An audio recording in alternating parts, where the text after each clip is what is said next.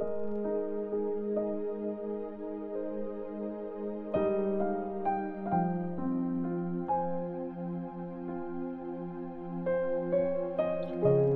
chapter 8. Pinahirapan ni Saul ang church.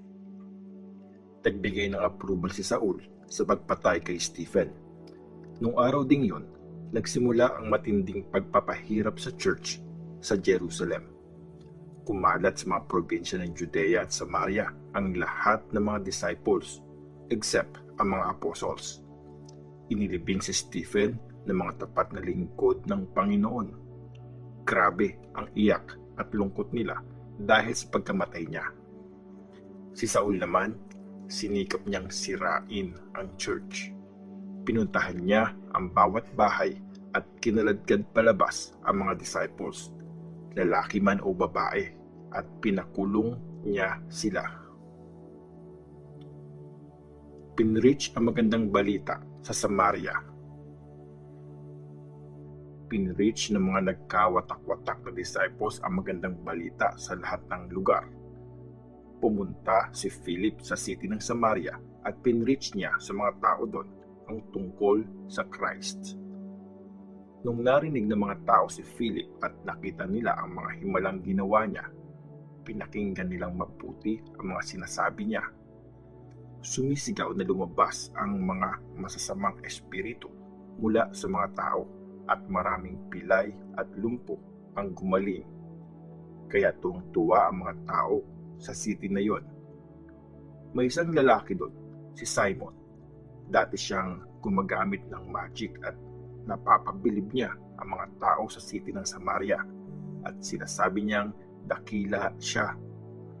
Pinapakinggan siyang mabuti ng lahat ng klase ng tao sa city, mahirap man o mayaman.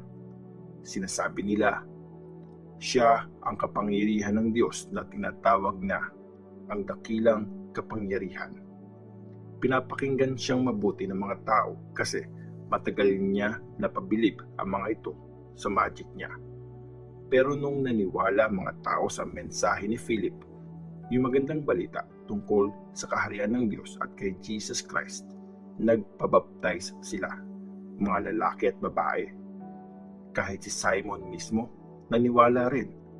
Pagkatapos niyang babaptize, sumama siya kay Philip at namangha siya nung makita niya ang mga ginagawang himala at nakakabilib na bagay.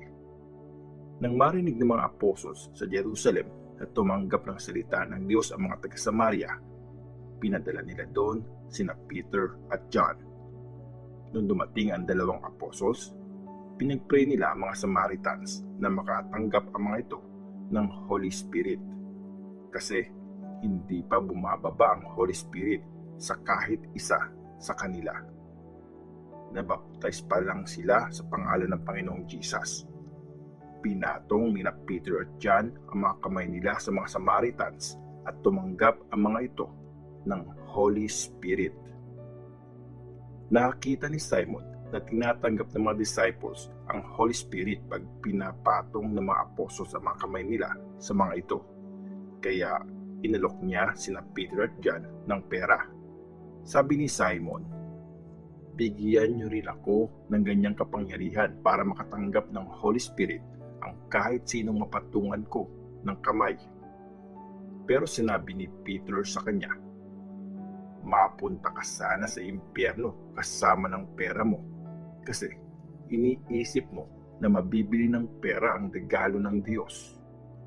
Wala kang parte sa ginagawa namin kasi hindi maayos ang puso mo sa paningin ng Diyos. Pagsisihan mo ang kasamaan mong ito at mag-pray ka sa Panginoon na sana patawarin ka niya sa masamang iniisip mo. Nakikita ko na punong-puno ka ng inggit at alipin ka ng kasalanan.